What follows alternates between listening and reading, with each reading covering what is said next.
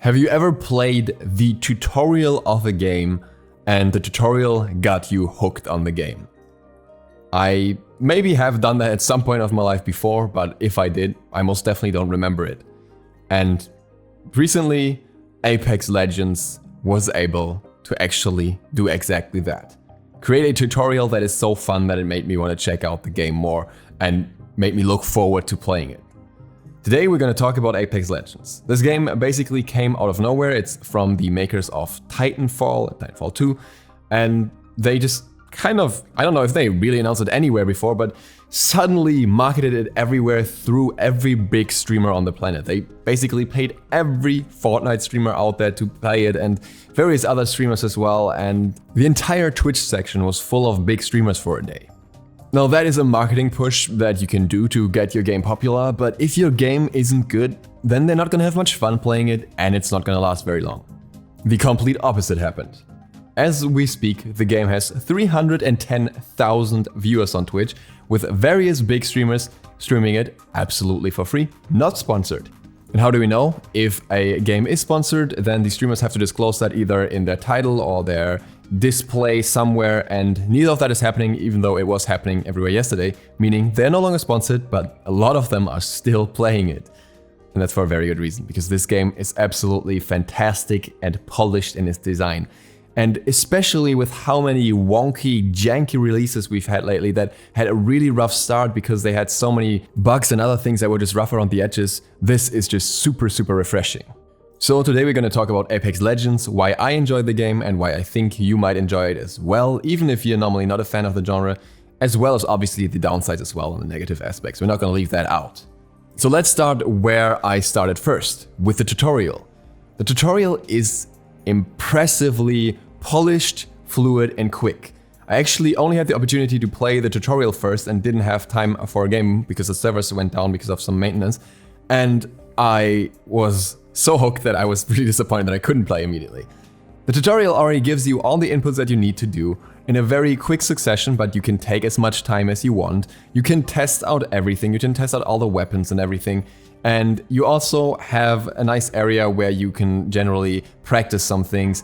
You have voice interaction in the tutorial that is very well done. It's just very nice voice acting.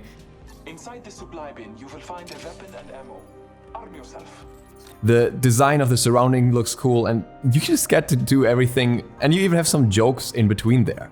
I don't know how you could do a tutorial better than that. It makes you feel at home right away, it introduces you at the pace that you want, it has everything adjusted according to your key bindings already as well, so you just need to go through it and follow through it, and you can be done as quickly as you want or take as long as you want if you want to test out weapons. So in summary, it's the most intuitive, not too long and smooth tutorial I've experienced ever since I can remember basically, and it bundles the action together nicely at the start right away. And then we have the actual game, of course. Now, there is one significant downside for people like me. This game is a battle royale, and I don't like the concept of a battle royale. I just don't like that you farm up so much and then you can die very quickly if things go wrong, and it can be very frustrating. In this case, I will say it's done in a pacing that makes it at least acceptable to me. And considering all the surrounding circumstances, I'm actually okay with this game being a BR. This game is very unique in its movement mechanics, which makes it very cool because much like in Titanfall, you can slide everywhere, and sliding increases your movement speed at times if you're, for example, going downhill or if you're sprinting beforehand. And that just makes for a very interesting combat as well as general movement mechanic across the map. You also have tons of different items with different modifications that you probably have to learn at some point, but you can pick all of those up throughout the game, and that's what makes the game feel very different every single time you play it. At least that was my impression. And most importantly, you have classes. You have different roles in the game. Basically, you have different characters with different abilities and different functions that come along with it. And I'm not going to do a class breakdown for all the classes here. That's something that I may do at a later point. But to give you a bit of an overview, you, for example, have a character that has a grappling hook to navigate through the map even faster, pull himself up to buildings, or to pull enemies towards him as well, apparently. And that same character can put a zipline on the ground somewhere, and then you can traverse from your location to wherever that zipline is very, very quickly, even up hills that you could otherwise not reach, and your whole team can too. Then you have, for example, another character that has a shield for the whole team. You have a character with a healing drone, you have a character with enemy detection, you have a character that can put out poison traps everywhere, you have a character that can clone himself and put out decoys, you have a character with some sort of phase walk, so there's all kinds of different playstyles that you can go for. So you have two combined factors, you have your class that you're playing, and you have the different weapons with all the different mods, which can basically make every game unique in how it feels to play it. The voice acting that you will hear is incredibly nice. A lot of the characters will be talking quite often, and every character is very, very unique in their personality, something that we didn't have in a long time. And this is not the only time that this comes up, but in this regard, I would very much compare the game to Borderlands, where you have all these unique characters as well. And the Borderlands vibe comes across in many other aspects of the game as well. For example, how the characters are designed visually too. And speaking of visuals, the visuals in this game are surprisingly nice. You actually have really nice graphics and animations for a multiplayer game.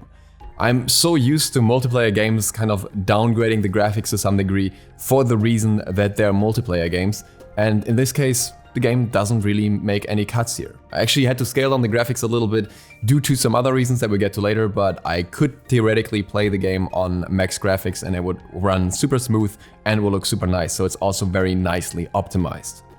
And as we're already on the topic of things that are nice, the game is completely free to play and focuses on a monetization system through cosmetics. This obviously should be a familiar concept to many of you, and we know that it can work, and I can definitely see it working for this game, especially because they go pretty all out with the designs of the weapons and such, and we know that in Counter-Strike that has always been a huge selling point too, as well as probably some character skins later down the road that will be pretty crazy. Something that is also cool in that regard is that the roadmap for the game is basically already announced. There will be 4 seasons this year, and each will come with various new things. A battle pass that you obviously have to pay for, new legends, so new characters with every single season, so 4 characters this year already, new weapons, and new loot.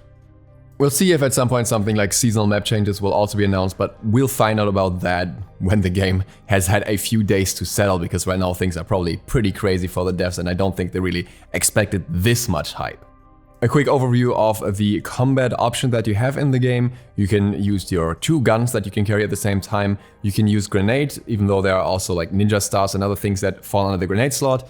You have your melee attack, and you also have your character's main ability, a passive that goes along with that and is sometimes affecting combat, as well as an ultimate ability. And then you obviously also have your med packs and your shield boosters to get your armor back up. Especially with the sliding mechanics and also with the terrain being very covered with different structures and different walls, etc.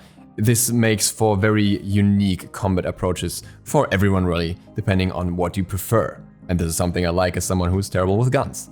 Another super neat feature is the fact that there's a ping on the middle mouse button that is basically context sensitive. So if you're pinging an object that's on the ground, then that will indicate your teammates that they can pick it up and can tell them what object it is. So you can ping a teammate, you can ping where enemies are roughly, and you can do various other commands. So kind of like the VGS and Smite, for example, only that you only need to use your middle mouse button and you just let it go in whichever direction you want to do the ping. Maybe a bit comparable to League of Legends as well, but a lot more in depth and therefore very cool in my opinion. Makes it super easy to learn and super easy to use, especially when you're not playing in a crew. Playing in a crew is pretty crucial in this game because the game so far is designed to only be played with 3 players. You can play with randoms and it's normally going fine, but the game is really most fun if you're playing with 2 other people. So if you want to check it out, just post in the comments down below and see if you can find some other people. Now I said there are some downsides too, so let me quickly mention those, and this is the reason why I lowered my graphics. There seem to be some issues with certain CPUs at the moment when it comes to AMD, and there seem to be some issues with shadow play specifically that can cause the game to crash. It doesn't really drop your performance, but it can randomly crash, and unfortunately, so far you cannot rejoin into a game when you crashed. I'm hoping this will be fixed in the near future, but I think it's worth pointing out and worth being aware of. Honestly, outside of the fact that you may not like battle royales, and so the core concept may not be for you, I would still recommend giving it a shot. those are the only downsides I was able to experience so far, and that is pretty crazy considering how critical I typically am, especially of new games. And that is really all I have to say about the game so far. I have had a lot of fun playing it, and I'd also like to shout out Mesmerize and LordWhiskit for getting our first Victory Royale, or Champion, which is called in this game, together. That was pretty cool. And yeah, the game is free to play, available right now on Origin on PC, Xbox One and PS4. This is not sponsored, I just really like this game. And with that, thank you guys very much for watching. I hope this was interesting and insightful. If you enjoyed this video, clicking the like button helps me out. If you didn't like it, just dislike it. If you're new to the channel, feel free to click this up button and move the bell. It really helps me out. And other than that, see you for the next one soon. I can't make any promises if it will be tomorrow or 1 or 2 or 3 days after. I'm still pretty busy at the moment. DukeSloth, out.